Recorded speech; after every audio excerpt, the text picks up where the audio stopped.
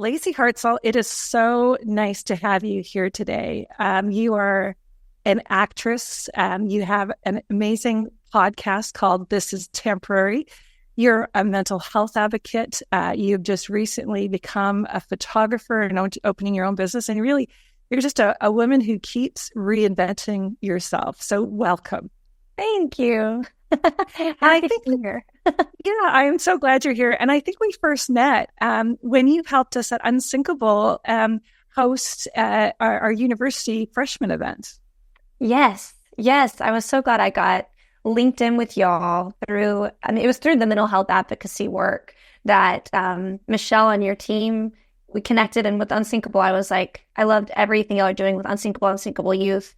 So that was just a happy overlap.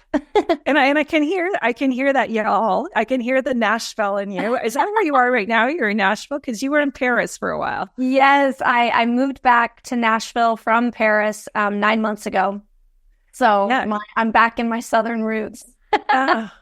Well, let's start by talking about the. Let's start a little bit more recently by talking about the show Love Paris. It was so fun to see you on that show, having seen you in a more serious mode. Well, not that falling in love was not serious, but with the talking about mental health as a mental health advocate. But now seeing you in Love Paris, finding love along with 3 other Americans. It was a great premise, I thought, for a show. Everybody living in the same building, all these eligible bachelors and these 4 remarkable women. What was the experience like for you? Gosh, so it was called Love Trip Paris, and it was, 4 of us American women. It was Freeform's first reality show, so they really tried to stay in the lane of what they do with their narrative shows, having strong, progressive young women that are bold. And the intention was definitely to allow us just to be ourselves, but in Paris. So like The Bachelorette meets Emily in Paris. Yeah. You were in Paris, it was super romantic. Yeah, exactly. And I know a huge part of that was they liked that I was a mental health advocate and that I was so open to talk about my experiences with my mental health, and that I think there's a new wave with each generation of people being more hungry to talk about it, whereas before it was kind of what we kept hidden. Absolutely. My mother-in-law just recently passed away. She was 102 when she died. And she just had a great. She's a force of nature, actually. But I remember when I started Unsinkable, and I told her it was a mental health charity. She kept saying to me, "You can't use the word mental. You can't use the word mental." Mm-hmm. And it's like, it was just for her such an obstacle, because obviously that word for her, literally 100 years ago, was imbued with a lot of meaning that was negative. That was a negative connotation. How do you see that changing? Particularly I'm noticing like the last 5 years, more and more actresses and performers and actors coming forward and talking about mental health. Yeah, I've been acting my whole life, but professionally for 13 years. And I remember when I first started talking openly about my mental health and about a bipolar diagnosis I had received a decade ago. When I started making that public knowledge, even my own mother, who is so sweet and definitely has my best interest in store, she expressed concern to me about my career and going, maybe people won't want to work with you if they know, because of the connotation around talking about these things. Like maybe people will think you're unreliable. People will think that you're truly, that was the deepest side of the spectrum of fear. And I remember thinking, even 10 years ago, but I have to honor myself above everything. And that's, as an actor and as a human in general, what you have to bring to the table is your unique self.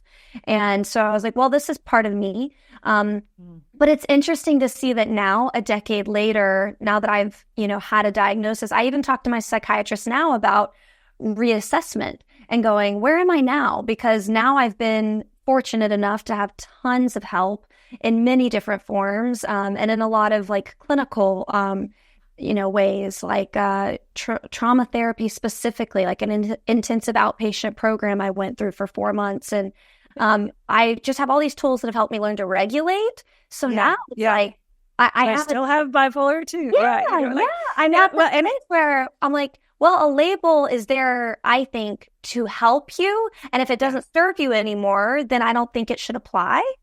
Or I think that's such an important point. And I think when I first shared my story, I wrote a book called Unsinkable. And I shared my story of growing up with a mom who had undiagnosed mental illness. Mm. And then I shared my own struggles with depression and anxiety. And I really felt when I published that book like I was walking off a cliff.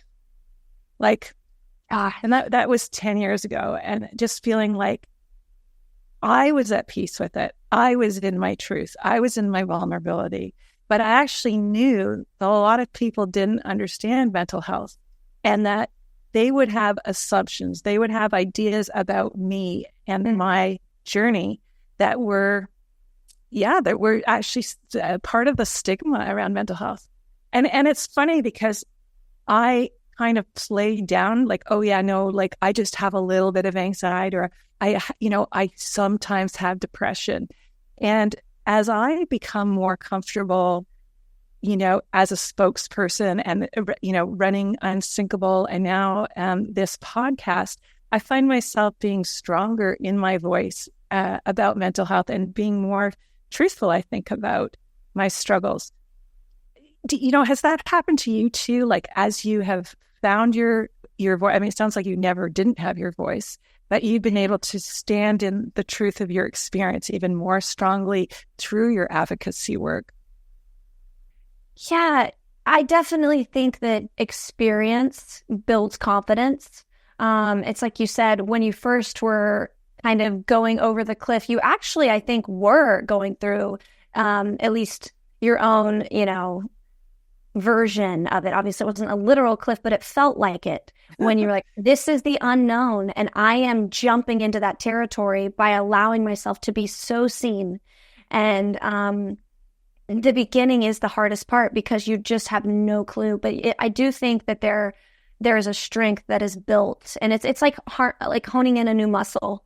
Of going, okay, vulnerability is a muscle, and the more you lean into it, you learn to trust yourself and lean back and go, oh, I caught myself again and again and again, and I survived that. Or maybe it was still tough, but I still made it. So I definitely have had sort of that spiraling upwards kind of journey.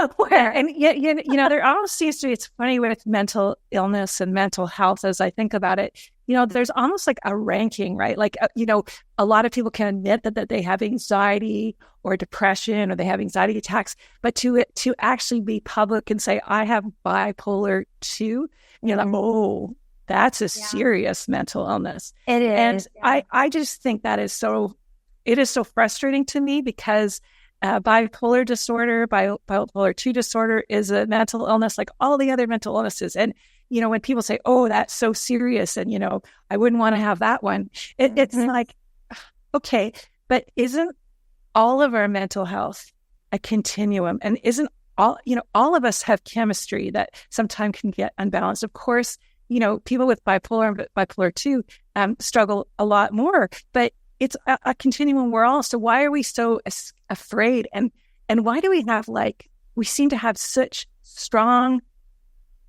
ideas on what it means to be bipolar? Do you feel that? Oh, absolutely. I think it's, for me, it's linked to like our hunger to understand, our hunger to feel like we're more in control through understanding.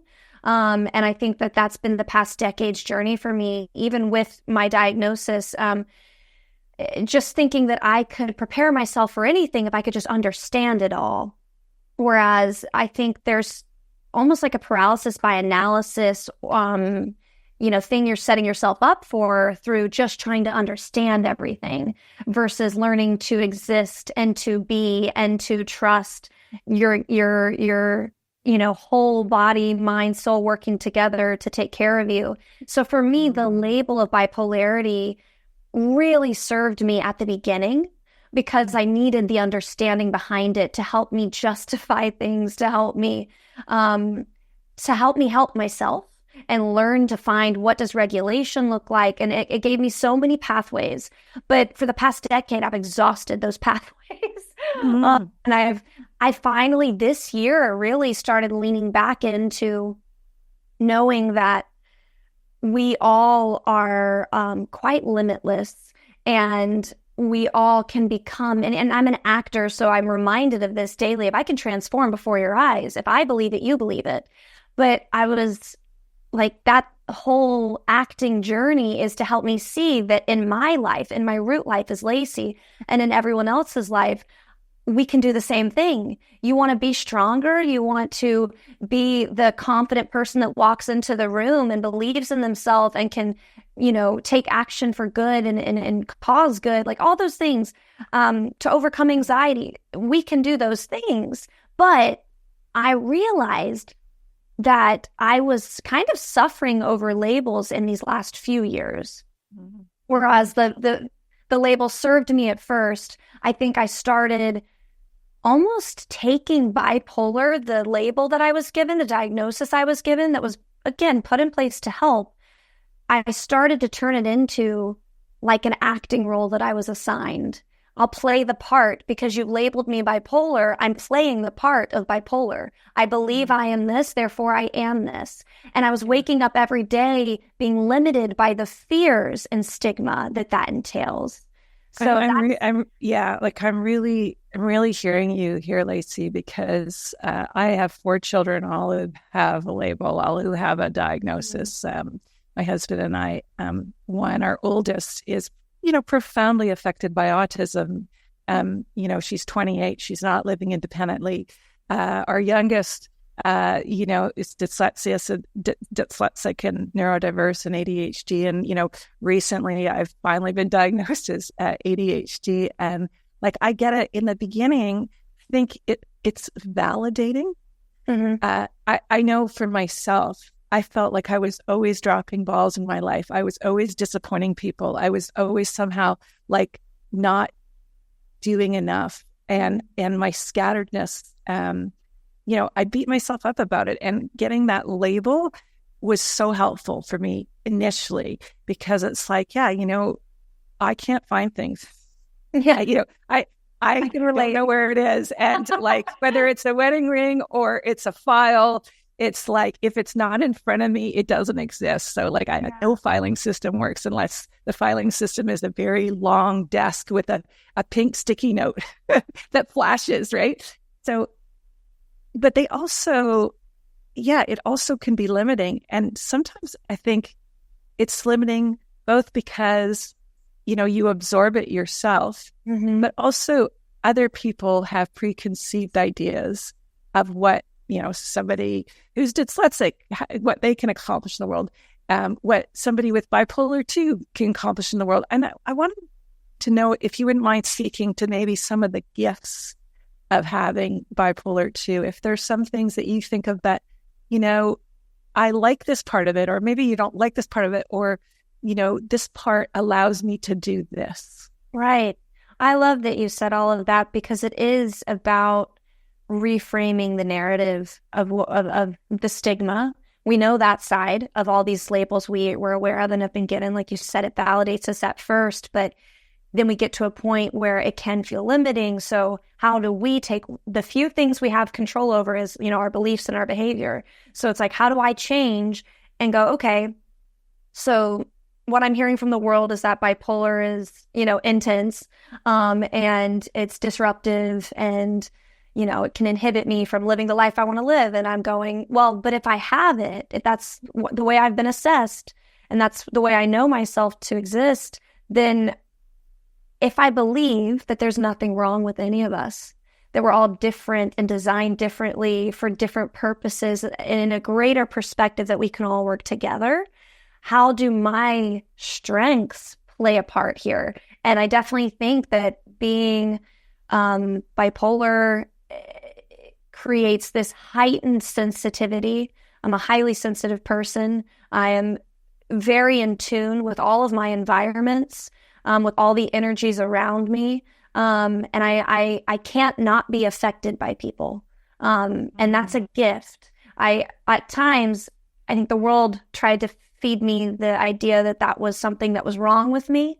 And now I see I do need my own boundaries. I do need to take my ownership of how I take care of myself and give myself the space I need to feed into myself. I need a lot of alone time. But when I get that and when I take care of me, then I can go into the world with my strengths of my sensitivities, with my moodiness, which is built into me. I am such a moody person, but it's pointing me to where things are off, so that I can help wake other people up around me who aren't in tune to it. I can go, hey, we're off here, and you need to listen to me because I feel it when y'all aren't aware yet.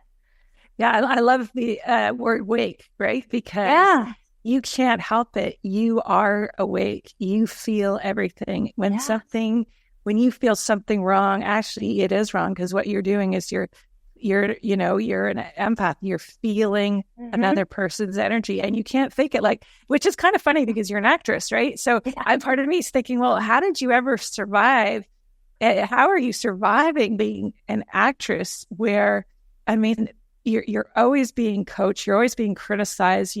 There's so much about acting that can be really soul destroying. Does somebody who's highly sensitive, excel in that world? It was at first, at a younger age, a therapeutic outlet that I was unaware of. As far as how, at a young age, I just knew I was drawn to it.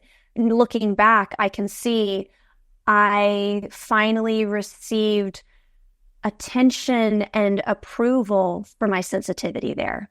Whereas every other area of my life growing up, I was shamed for my sensitivity. So I was being praised for my sensitivity in acting. And because I always had this wealth of so many, not only my own, overflowing emotions that just never end, but everyone else's as well, I can tap into at any moment. If someone's in front of me, I feel you. I feel your energy. I feed off of your energy. So it was definitely a lifesaver, because acting gave me a safe space to be able to explore and express these emotions that I hadn't been allowed to express them, at home, and in other areas where, that's how you kind of build up triggers with trauma as you go through something, but you weren't allowed the appropriate response you needed. So it stops and it's stifled and it lives in you. Acting was this therapeutic space where I didn't even realize, but I was just getting rid of all those emotional responses. Oh, and so now you're perfectly healed. This is beautiful. I think I'm going to get into acting. I recommend it for everybody, even just for a class or an improv class, or because it really, it's not therapy, but it's therapeutic. And there's always more down there, especially if you're highly sensitive. There's always more to tap into. And I think what I'm hearing too is you're working with who you are. You have gotten to a place in your life, and you're still very young. I'm a lot older than you, and I'd say I've only really been there for the last 10 years of really accepting and loving who I am, so that when you pick up on other people's energy, you don't own it anymore, because you're owning your own space and you're holding yourself in such high regard and such self-love. And it just reminded me of something that you said on Love Trip to Paris, and I think it was to your now husband, Bastien. How do you say his name, Bastien? Well, there's the French pronunciation and the American, or English.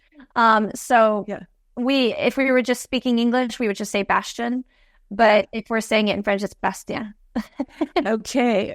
Well, and he said you were speaking to him at one point, and you were talking about, how highly sensitive you are.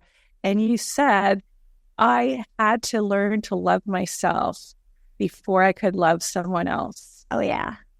That was really powerful. And I think it's something I've heard over and over again as I've been recording these podcasts, that so many of our high achievers, these people that we have on who, you know, are Olympic athletes and actresses and musicians, that they often started their career without that deep self-love. And there came a moment that their career demanded so much of themselves, and there were so many other people defining who they were, that they had to finally define who they were to themselves and come at it. And I tell you, as somebody who, you know, was quite well known for quite some time in Canada for something that I did 35 years ago, and that was, you know, win an Olympic bronze medal with a broken leg. Yeah. It's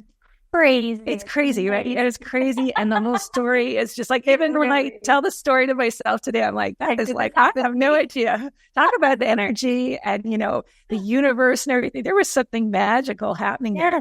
However, I have 35 years of like marriage and 4 children and a daughter with autism and a divorce and writing a book. And like, I've had so much in my life, and yet people still define me in one way. And that's what I heard I was interviewing Madison Tevlin not long ago, and she said, I don't want to be defined by having Down syndrome. I want people to see me as that person.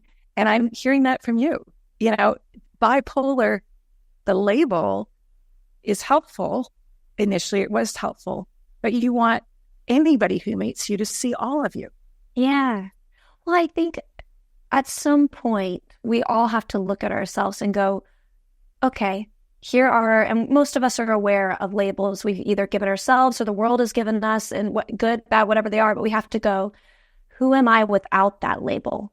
And I think that's what I've been confronting for the past few years is I am so much more than any one of these, you know, things that someone might view me as this, they view me as that, or they know me for this, or I knew myself largely through this bipolar, you know, filter.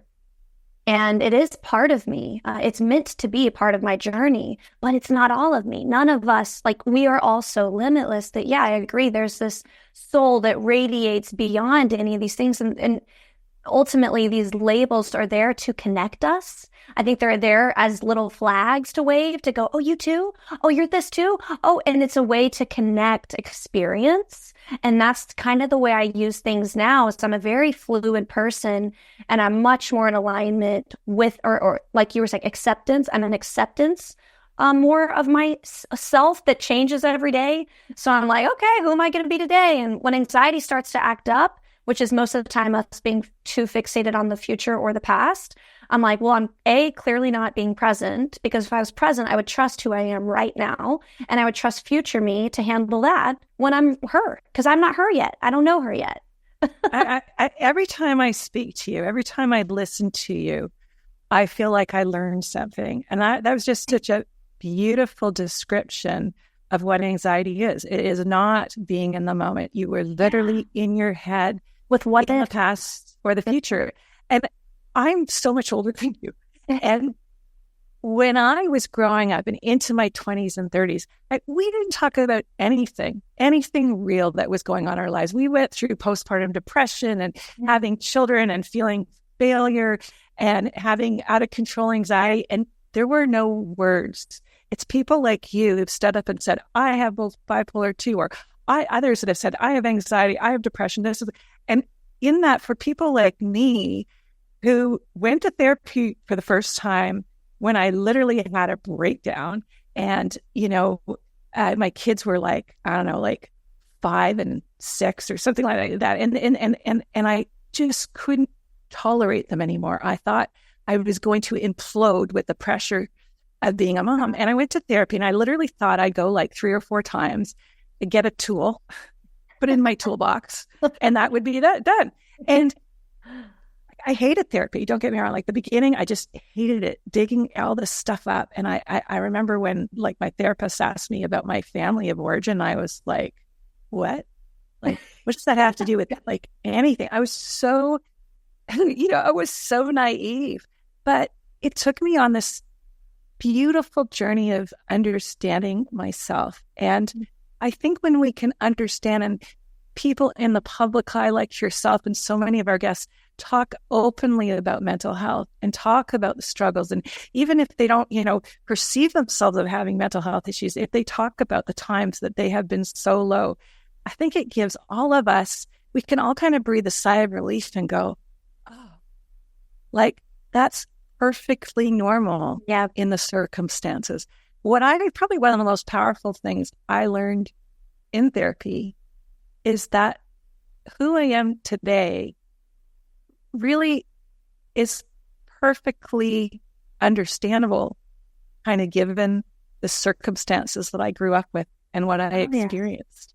And that doesn't mean that I'm doomed to always have like a stamp of trauma in my life or, abandonment and some of the other things that occurred when I was the little girl.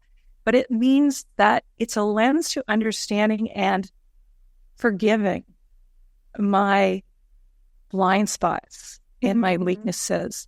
And I think that's the beauty of, yes, labels can be difficult and there's really downsides to labels. But I think one of the upsides is like when I was given the label of ADHD, it really helped me understand a lot about how my brain works, and it helped me understand how I can help my brain do different. Oh, yeah. And where to give yourself more grace and compassion. I mean, that's where the labels, because you go, oh, I'm going to stop measuring myself against people that are not designed the way I'm designed. I'm not going to do it the same way. I will do it. If there's a task to do, I can do it. I'm just going to find my own way, and that's the beauty of understanding and labels that are meant to help. But yeah, then there's got to be a lot of grace and compassion to then be like, now, how do I figure out how to integrate all this new knowledge into my healing, because I think a lot of us have this expectation that now I know, so now I'm going to be good. It's like, and I love the way you use the word grace. And Lacy, I hope you understand how good you are at this, about enlightening and speaking to people, not only about mental health. It's really about wellness. It's about living in this world as a highly sensitive person. It's about all of us, being the best kind of version of ourselves by understanding the things that challenge us and the things that help us shine. So I hope that, first of all, I hope you really absorb that. And I hope that whatever is ahead for you, that you can continue and you will continue to build on this platform that you've developed for yourself, which kind of leads me to your podcast, which I love the name. This is temporary. This is temporary. It sounds like a mantra. It is. I developed, I completely got this title from my friend Corey. He actually passed away a few years ago, but he was also diagnosed bipolar. And he was an actor, phenomenal actor, but he felt like a big brother energy to me. And we started talking and got connected because, like the little flag I raised by admitting to the world I'm bipolar, I have this diagnosis, he started reaching out to me about his diagnosis. And we really became a lifeline at times for each other, of just being able to check in and share and be able to talk about things that are heavily stigmatized without the shame or judgment. Because we get it. We're like, you don't have to be scared about me. I'm just telling you, this is what I feel like right now. And we could be so real without it being like a therapy setting, where it's like, oh, I'm paying you to listen. So he would always tell me, this is temporary. This is temporary. So when I was starting the podcast, I was like, well, Corey, this is what it is. It named itself, before the podcast, before I knew it would exist, it had its legs already. So that's where that came from. So what does that phrase mean to you? This is temporary. So, think about, you had mentioned, a lot of people that may not have a mental health diagnosis might still end up talking about mental health. And that's because if you're a human being, you can't avoid your mental health. I don't care if you've ever seen anyone for help in that arena or not. Like, you're a human being, you have physical health, emotional health, sexual health, mental health. So it's something that exists. So it shouldn't have a stigma at all. But some of us obviously have more extreme scenarios where we do require professional help. And but I say I lead with that because there are people, who deal with anxiety or depression, things that have these big, more weighty understandings of what you deal with underneath it, where these moments in life can feel so doomed.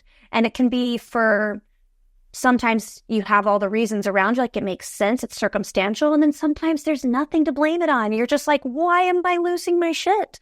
Why do I feel unsafe? And so for me, this is temporary is a phrase that is the only thing I could count on. It was the only truth I knew when the unknown was too much to swallow. And it was in front of me and scary, whether I was in the middle of a panic attack or a bipolar depressive numb spell. Because for me, being such a feeler, when I feel numb, it's the scariest thing in the world, because I'm like, I have no way of, because I gauge my existence by how I feel.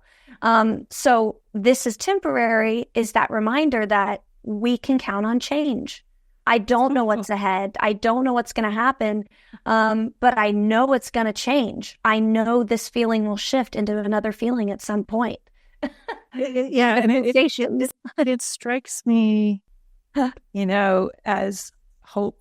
One of the things when I started Unsinkable with this, which is a story sharing platform where people share their stories of struggle, particularly in the areas of mental health, but it's always through a lens of hope and help, because I think it's really important that we share stories. Sometimes they're tough stories, but that, the person listening who might also be struggling feels a sense of like, I can get through it. Absolutely. And it's so, we all know that mental illness can be fatal. We've all lost people to mental illness, or I have at least. And it is so important that we remind others that this is temporary. Whatever you're feeling, whatever you're struggling with, whatever overwhelming number of circumstances in your life may feel like it's crashing down, that it will pass, that you can get through it. And these feelings and these emotions and these situations are temporary. So I love that. What is your goal in doing the podcast? What do you see as sort of like the purpose of what you'd like to achieve with it? Yeah, so it's definitely during the pandemic, when I created it, like a month or two into the pandemic, it was my way of feeling, overcoming helplessness, like that helplessness, feeling that I think we all felt during the pandemic, but I especially, my depression started sinking in, and I was like, oh no. And I thought about, be the change you want to see in the world. And I love that phrase, that idea. When I was diagnosed bipolar when I was 21, back in 10 years ago, I didn't see a bunch of content out there. No, we weren't living in a world of as much content as we have now, but I didn't see people my age, or people at all really openly talking about dealing with bipolar and it having a good story attached to it. I heard a lot of and it was just like, even the literature that I would read was just like very intense and dark. And or very clinical. It can also be very clinical, and you're like, okay, that's not really a reflection of like the people I know or my life. Exactly. So I had already been making use of Instagram stories for years, of just sharing, real bits of what I wanted to see on Instagram when I logged. I didn't want to see people whose lives look curated and put together. I wanted to see, oh, this is a tough Monday. I'm struggling. Anyone else having a hard time existing today? Anyone else feel this? And then the more I shared, the more I started to realize that I have, because of my hypersensitivity, I have a real gauge on my collective environment. I have a good feel on when I'm dealing with something. I know that means someone else is too. And it's just our most specific truths and nuanced experiences that we go through in life are what directly connects us to others. It may not look the same on the outside, but internally it's the same. It's the human experience. And so that was where I started finding connection. And obviously during the pandemic, we were suffering connection. So, or a lack of connection, and creating the podcast was the only way I could find to catapult information out there. And it's ever since then, I've kept it at something that I don't put pressure on. Because it's interesting because I sorry to interrupt, but I'm thinking about Love Trip Paris, and it's like it was a very diverse kinds of love, and I don't know, like, did you go on that show looking for love? Or I did. Yeah, What's funny, because we had talked about at the beginning of this that I said I had to love myself before I was ready to let love in. And I had been through many different relationships and experiences where I saw, wow, it doesn't matter what's in front of me. If I'm not ready to receive something good, I'm going to reject it. And I had experienced that.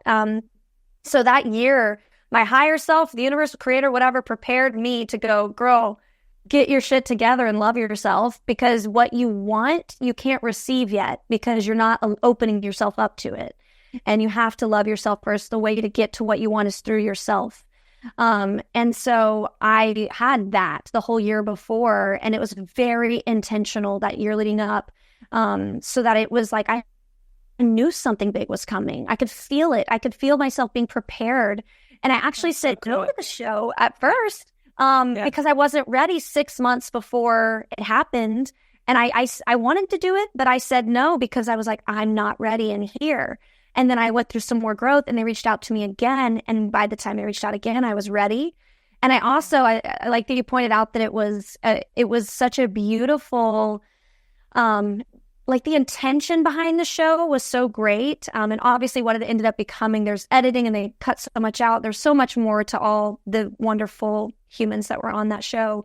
But it was exciting for me because I honored myself in my own growth and said no to it. And then it came back around to meet me where I was. And I was... that is pretty cool. And, if somebody said to me, do you want it? And I wouldn't, but, would you like to go on a reality TV show? I'm definitely in the camp of like never, ever, ever, right? So I think there really are two camps. People that sort of think, oh, that would be so cool, I'll go to Paris. And then there's the absolute opposite, which would be me, which is like, oh my God, cameras on 24/7. I know. We have this thing in Canada called, I just have to think about it. It's a reality show.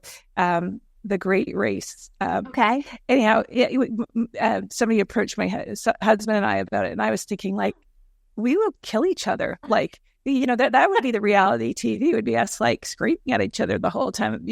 So the fact that you said yes, but like, what an intense experience to have those cameras on you. To be looking for love, to have these 3 other women in a really closed environment. Can you just tell me a little bit about how that experience? I mean, I know like you've met your life, so I mean, I did. Well. And it's so funny because I'm like I said, I'm fluid in pretty much every way. So sexually as well, I identify as pansexual, and I was excited that I didn't know all the details going into it, but they were like kept interviewing me about those things. So in my mind, I was like, I'm going to get to date all the genders. Like, I was really excited. And that's kind of the funny thing is I did end up meeting Bastian, who is a male. I met him on day 1. And I was like, this soul, whatever gender he identifies that, like, it was just him. It was his soul. I just felt the guidance that was there all along stayed with me. And like I said, I knew I was being prepared for something big going into it. I had 111, the angel number, around me everywhere leading up to it. I mean, it was almost annoying how in my face that number was. And so I was like, okay, I get it.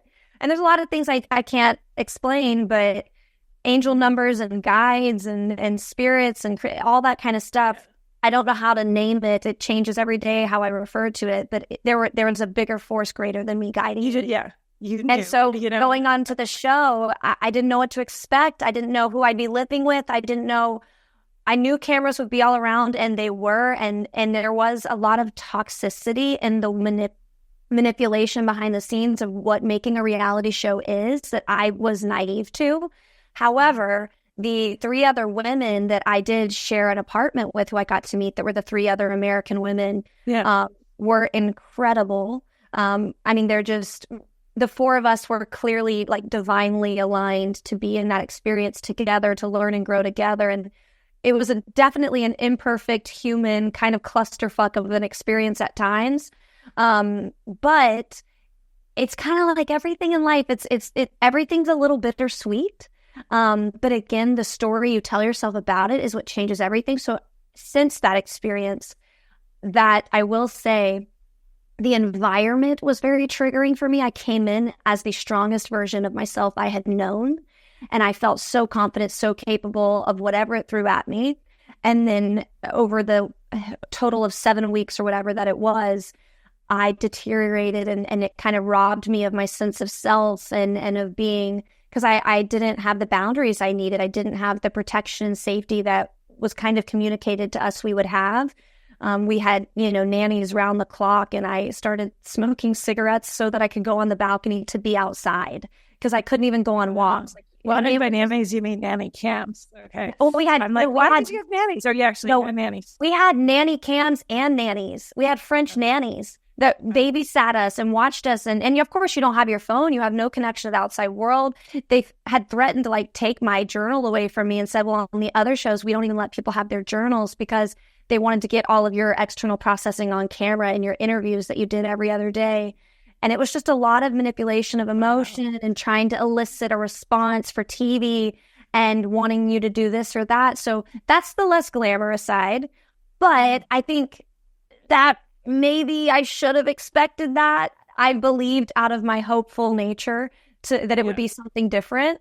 And you got to go to Paris and kiss underneath the Eiffel Tower, and you wanted to. I mean, there must have been some pretty fun things about it. But it's funny. We're in a culture that's really addicted to this reality TV, and I think there is a huge personal cost for a lot of the people participating. It actually sounds like the 4 of you were pretty well equipped in many ways to handle that situation. I would hate to think of, what would happen to people who were not mentally as equipped. So, what is up next for Lacy? I can hear, and as I said earlier, I hope that you continue to build your voice in mental health. And I think that you have so much to offer, and something very special about the way you're able to articulate your experiences where they can make sense to a wide range of people. I think that's a true talent you have. You have a lot of talent. So where do you see yourself in the next few years? Oh, it's one of the funniest questions for me, because I love to manifest and visualize. I manifested my husband.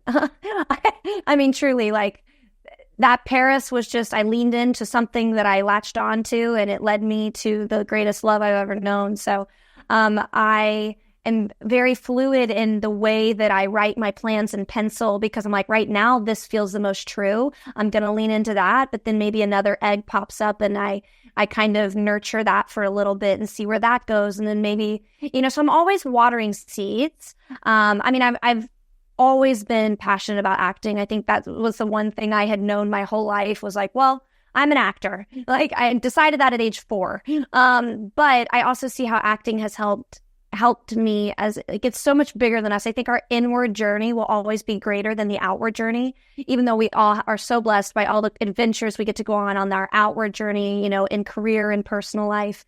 Right now, I'm actually about to go film a TV show called Blue Ridge that is filming in Charlotte, North Carolina. So it's my first guest star. I'm really excited to dive into a meaty role for that. Very grateful that it's really hard. It's harder than ever, I feel like, to book anything. So as an actor, I just feel really grateful and aligned with that experience coming up. Yeah, go ahead. Well, I was just saying your process sounds really similar to mine. Like whatever comes. Like way back, it was, the Olympics and very focused on that. And, you're an actor, I'm an athlete. I'll always be an athlete. You'll always be an actor. But I just find like what I'm hearing, and I think that really resonates for me, is like be in whatever you're in, show up for it.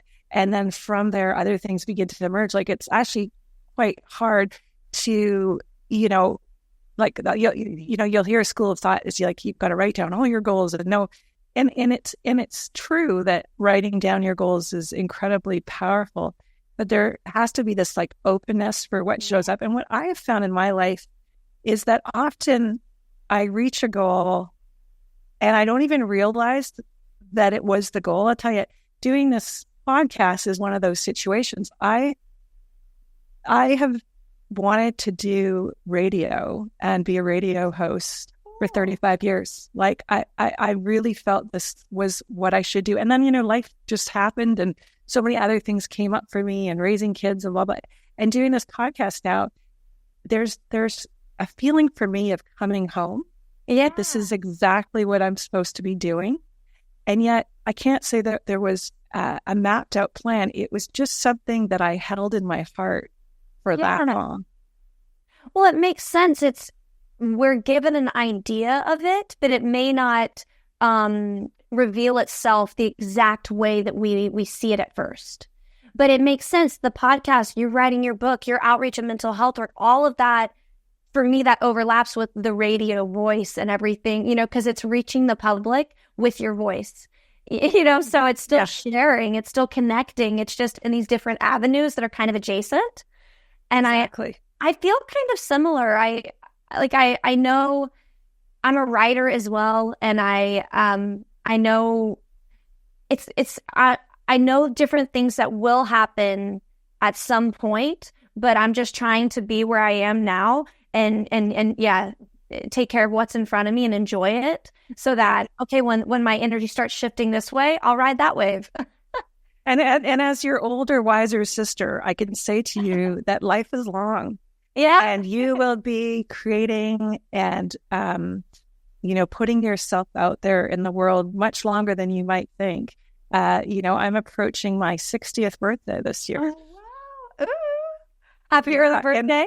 Thank you. And just realizing and I'm still creating, I'm still working. So it doesn't all have to happen at once in exactly the way that we sort of think it should. And I wonder if you can cast yourself back for a moment and imagine yourself again as a little girl, little 13-year-old Lacy, and having done and experienced so much in the last over 20 years. What would you, or not over 20 years, over 10 years, I guess, is what would you say to that little girl? Is 20 closer? Okay.